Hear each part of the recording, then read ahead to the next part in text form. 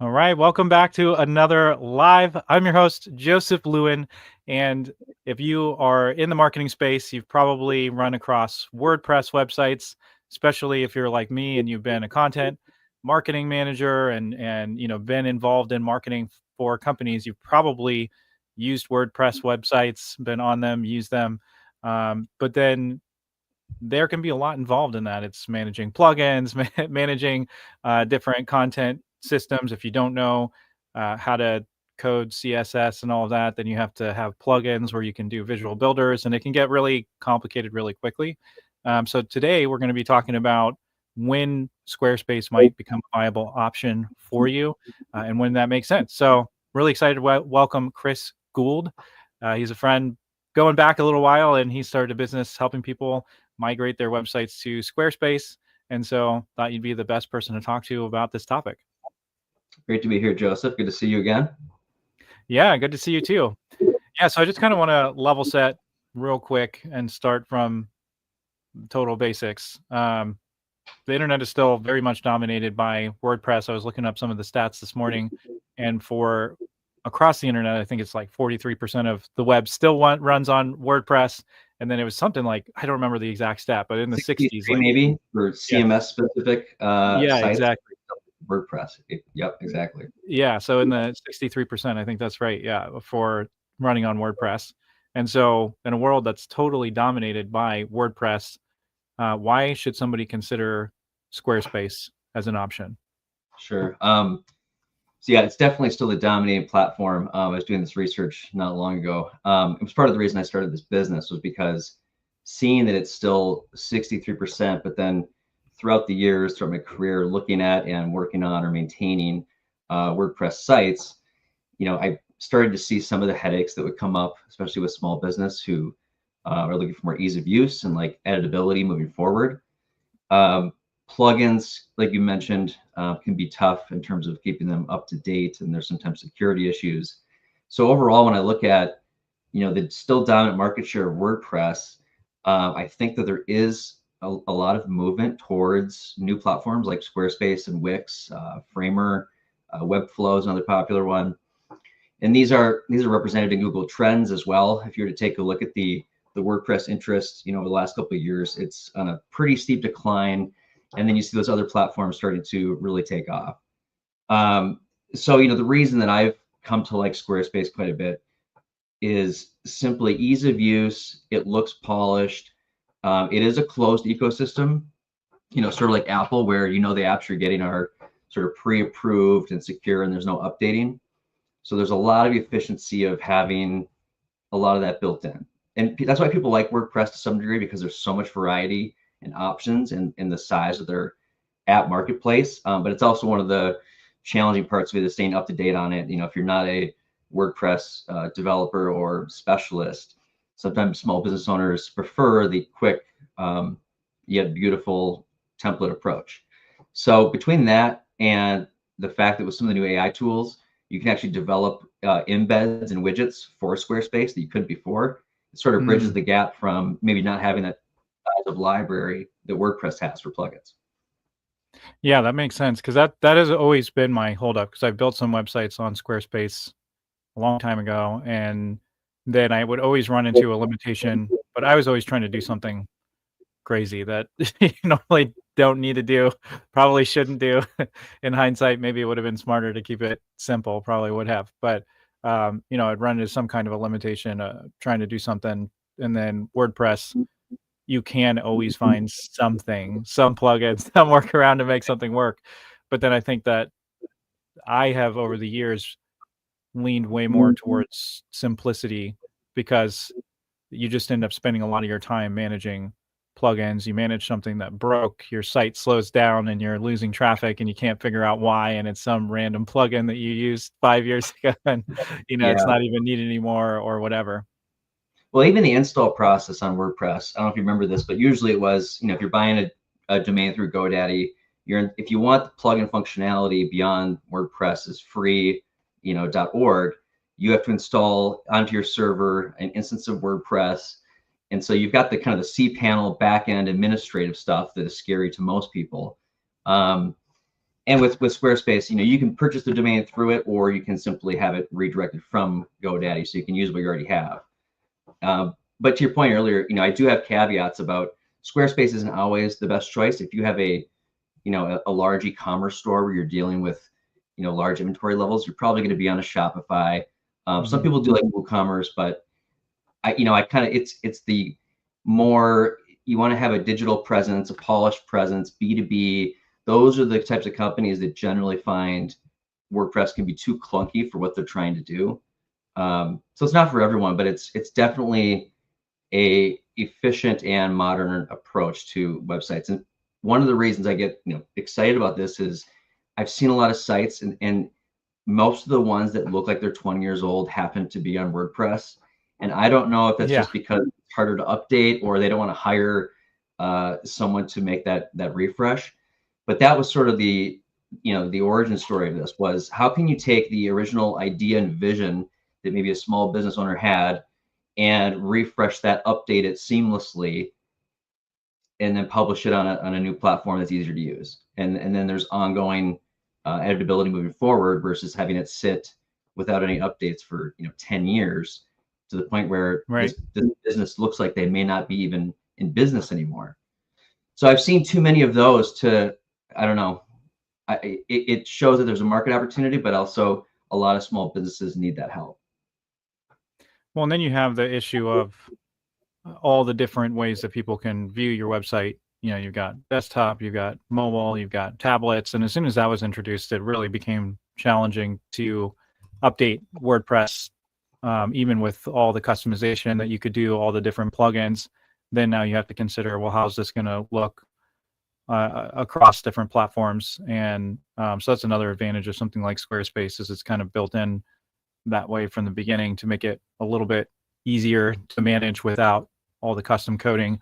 And obviously an enterprise website, they're going to have a full team of people who are working on that and looking into it. But if you're a small business owner, you probably don't really want to be spending a lot of time messing with your website and doing all that. And you're always going to be doing that to a degree, using WordPress. Right. Well, and the good news too, like in terms of if you were to make a switch or a migration, there are tools that make it a little bit easier, right? So WordPress has the ability to export your pages and your blogs, and then Squarespace has the ability to import those via a zip file or XML file. So that's part of the migration process, is taking inventory of the content that you currently have. Is there stuff that you want to drop entirely because either has no value or it's dated? So once we kind of make decisions on what are we taking over and what are we leaving, then we can automate as much as we can in terms of the export import, but then all of that gets cleaned up from a design perspective, and then the creation of new content. So it's there's different levels to it. You could do a full refresh from scratch, or I see a lot of people wanting to not break the bank, and it's more of a lift and shift. It's like, this content is right. The idea of the design, was maybe their vision as an owner. So how do we take that, 10x it, put it in an easier platform and launch? So that's kind of the overall. And then in the last only, I guess, year, there's been the ability with some of the AI web development tools to take it to the next level. So now it's not just Squarespace and their plugins. Like I said before, it's anything you can dream up to embed on your site, you can now do. So that could be an assessment calculator. It could be a wizard of some sort. Let's say you've got a long form fill. You could, enable AI to scan their website and fill in 80% of it for them, to increase conversion. So there are a lot of new things that can be done. So I think we're taking the best of both worlds with Squarespace, easy to use, secure, no plugin issues, plus AI to bridge the gap on anything else you could possibly want. Yeah. So I want to come back to two things you talked about. You talked about the migration process, and then you talked about how you're able to use AI to create more customization with your Squarespace site than what you were able to do before. Before we go there, I think there's one other glaring thing between WordPress and Squarespace. So if you're going to do everything yourself on WordPress, in theory, you can keep it relatively cheap. Although at the same time, when you start dealing with a better hosting platforms, like I've always used WP Engine, or not always, but after I had a site get hacked, moved to WP Engine, and it is great. It's a great hosting platform, but it's pretty expensive if you're going to be on there. And then you start dealing with a bunch of other plugins. So the expenses do add up on WordPress. But again, if you're going to do it all yourself, you've figured that out, you're going to manage it, you want to spend 5 hours a month, 10 hours a month managing all that stuff, great. But as soon as you get somebody else involved in helping to manage WordPress, it gets expensive super quickly. And if you want to build out a WordPress website, I mean, you can, a lot of mid-sized companies spend 100 grand plus when they're redoing their website. And even when I've worked on WordPress sites for smaller business, I call them like not quite mid-size, in the bigger small business size, they're still spending 10, 15, 20 grand to redo their WordPress website. And they do that every 3 to 5 years. They're giving it a huge lift, and it's really hard to see how much value you get from that. It's kind of just a sunk cost. So love you to speak to that, the cost of Squarespace versus WordPress. Well, I think you make a good point. It's, there's WordPress that's technically free, although if you want to use more of the plugins, you do have to buy hosting. So there's a hosting cost, and generally that's fairly inexpensive, like it's a one-time fee a year. But then to your point, if you want to make sure you have all the important elements in WordPress, like security, because that is a known issue, there's another fee. With Squarespace, generally there's 3 levels. They're all, the first 2 are under 35 bucks a month. If you were to use some AI tools and embed them, there is a cost to hosting those as well. But all in, most of these sites are operating at less than $50 a month. So there is, it's a fairly efficient approach, especially for small and mid-sized businesses. Yeah. And I mean, if you're really going to use WordPress in any way, shape, or form, it's going to cost you more than 50 bucks a month for sure. I mean, for sure. Otherwise, you're using hosting Sure. where you're... Go ahead. What was that? Oh, I was just saying, it probably depends on the type of business, right? If there's e-commerce, fees on transactions, there's some nuances there, but yeah, generally not that expensive. And, a lot of it's just the initial setup or doing the refresh, and then the ongoing is, baked in and pretty affordable. So then, yeah, I'd love to kind of transition to migrating to Squarespace. So if somebody looks at it, they go, hey, I'm tired of dealing with the complexity of WordPress. And like you said, it's not going to be every time, there's a lot of custom things that maybe you've built out and they make sense for WordPress. If you're just starting out, I think Squarespace makes a ton of sense. But then also, I mean, I can think of an example right now of somebody that I think should migrate. He doesn't have the time to be investing in his website. He doesn't really have the budget to be doing that. And so for somebody in his case, it totally makes sense to migrate because it's just going to simplify. He's actually going to be able to do what he wants, update the site, and all that. So what does the process look like to migrate from WordPress to Squarespace if you want to go that route? Yeah. I mean, initially it's a discussion about what the goals are and, what are we keeping, what are we dropping? And then it's content, sort of taking inventory of all the pages, images, copy, and making sure that we don't lose anything in the process and that we have it all ready for, recreation. The other important part is from an SEO perspective, if we are changing platforms, we need to make sure that search engines know that this URL is now this URL, or this page is the same page as before. So putting in place all the 301 redirects that are necessary. So in that switch, you don't, lose any significant portion of traffic. And then it's kind of doing an audit of, okay, here's all the new content in a updated look and feel. All the redirects are in place. And all of this is happening behind the scenes while the current site is live. And then wherever your domain is hosted, it's simply making some updates to the records to point the domain from WordPress to Squarespace. And that, takes anywhere from, I don't know, a lot of times they say it takes up to 48 hours for that update to be made. Usually it's less than 6 hours. So we usually do that on a low traffic period of time. That's sort of the general high level overview of how we approach, how do you go from what you have to the same content, the same great vision, but in an improved and easier to use platform. Yeah, so I'd love for you to answer this next question from 2 angles. One is somebody goes, hey, I want to try to do this myself, which anytime you're messing with migration, if you can afford to have somebody help, I would recommend it because it gets complicated really fast. I've messed with that stuff before, and unless you're doing it all the time, it's really easy to miss something and make a mistake. But it's also just it gets really complex really quickly. Even though once you do it a bunch of times, it's not necessarily rocket science, but you don't want to screw something up too bad, especially if you have a decent amount of traffic. But if somebody wanted to do this themselves, how much time do you think it would take them to migrate, or what should they kind of be thinking in terms of how much time they would dedicate to doing a migration? And then if they were working with somebody like you, what would their time commitment be to migrate a site? That's a great question. I could definitely say that the more times you do this, the more reps you have, it gets a lot faster, and you come across different issues that maybe vary based on if you're hosted on GoDaddy or some other, host.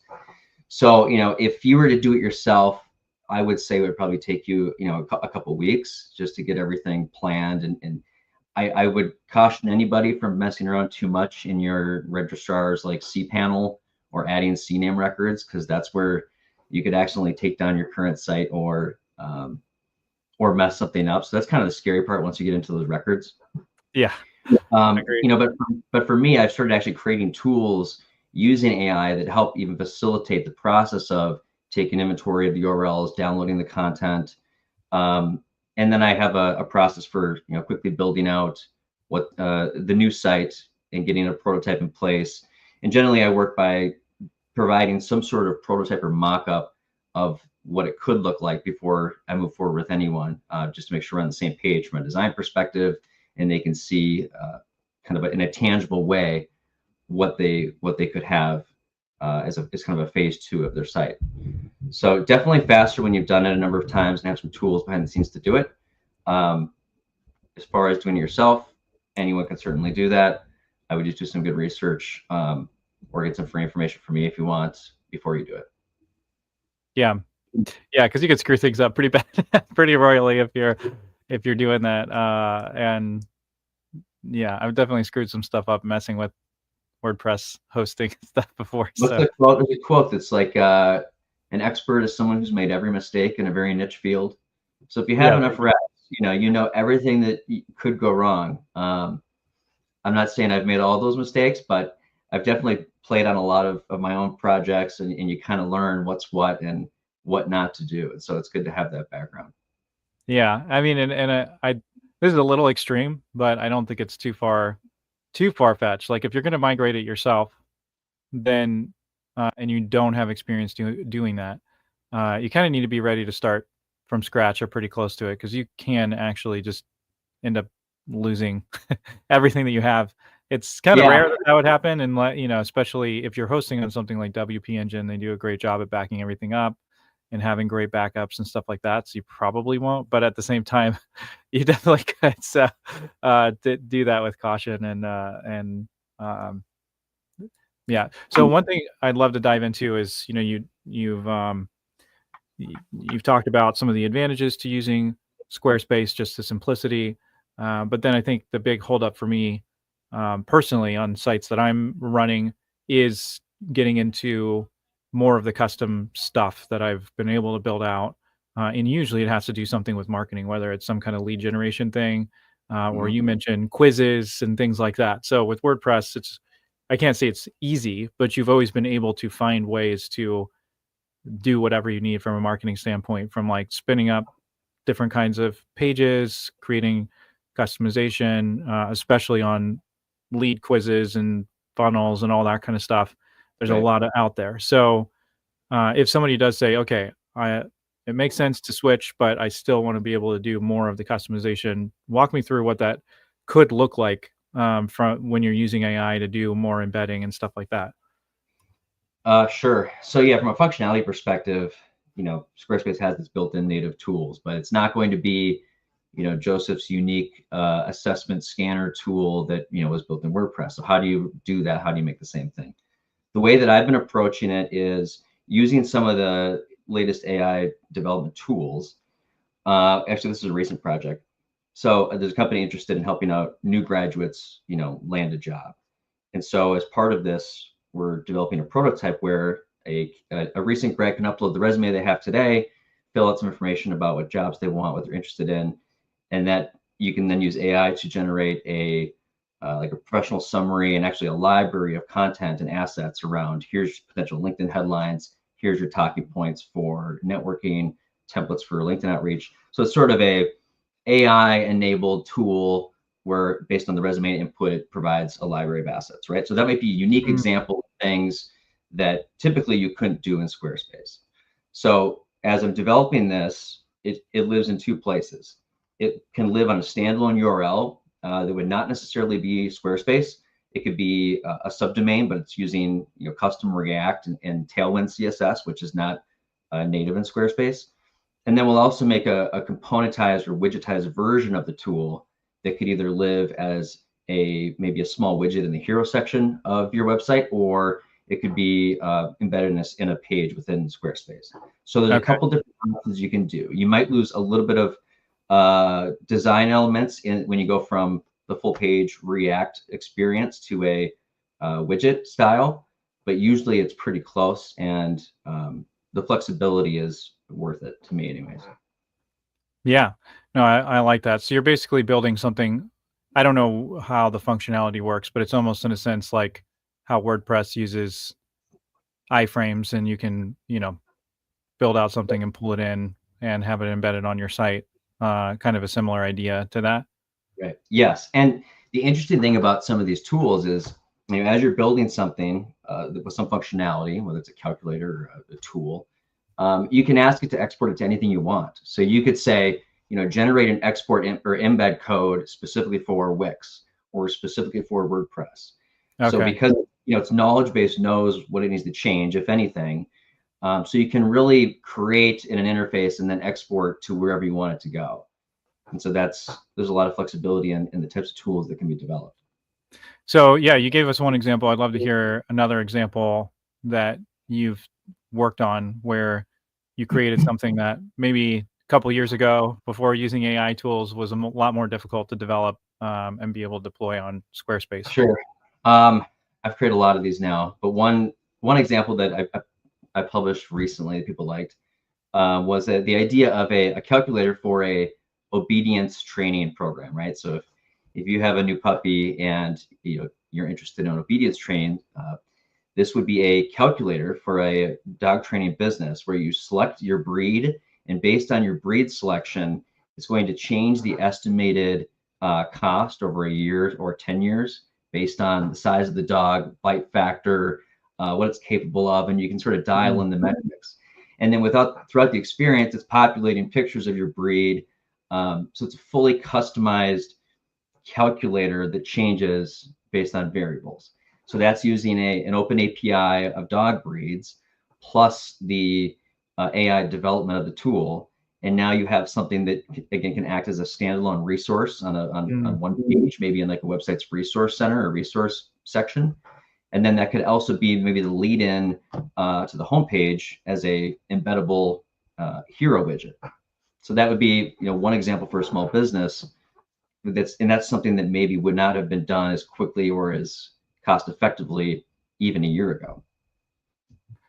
Yeah, I love that example. That's pretty cool that you could do that, because that would take a lot of work just to try to imagine how you would do that. And a lot of times, even for a WordPress plugin, usually they are going to end up becoming very either too general to get that specific of a result, or very, very specialized, and so you have to hope that there's somebody else who's already developed that particular plugin. And if they have, then you could in theory do it. But then a lot of other people who are in the same space are doing exactly the same thing at that point, because it's already built and there's other people using it. I've also made examples of, let's say you wanted a simple before and after slider of 2 images that gets, that's on your website. If Squarespace doesn't have something like that natively, you can simply, articulate the type of widget you're trying to create and for what platform, and then it will give you the option to, upload the URLs for the 2 images in your business. So, I don't recommend creating all plugins from scratch, but when it comes to unique and creative tools that can act as lead capture, I think that's an exciting advancement because you can do it so fast and test and iterate. Whereas in the past, it might be 3-4 months to develop some sort of tool like this. Absolutely. And if you launch it and it doesn't do that much, you've got a lot of time invested. Now it's, Yep. you can iterate, quickly, which I think is a big advantage in marketing and sales in general. Yeah, make changes quickly if it doesn't work. That's huge. That's a huge advantage. Awesome. So yeah, I'd love to just round it out by saying, if somebody is listening to this and they go, okay, I I could see the advantage to Squarespace. Either they're starting from scratch, or they want to migrate, and they've don't want to try to do that on their own. They have Yep. some kind of a budget. How can people find out more about you and what you're up to? Easiest way is on my LinkedIn profile. I have a button to schedule a short call to brainstorm their idea or what they're thinking about. And we just start with a conversation and maybe build a mock-up or prototype at no cost. And if it's interesting, then we keep the conversation going. That's typically how I work. Awesome. And what's your website? Squaremigration.com. Perfect. Easy enough. Awesome. Well, Chris, thank you so much for joining me today. Really appreciate it. This is really informative, and there's been a lot of advancements made since I last really looked into Squarespace. So I'm definitely going to take a closer look next time I'm working on a website, based on what we talked about today. Really appreciate it. I love it. Thanks, Joseph. It's great to be here.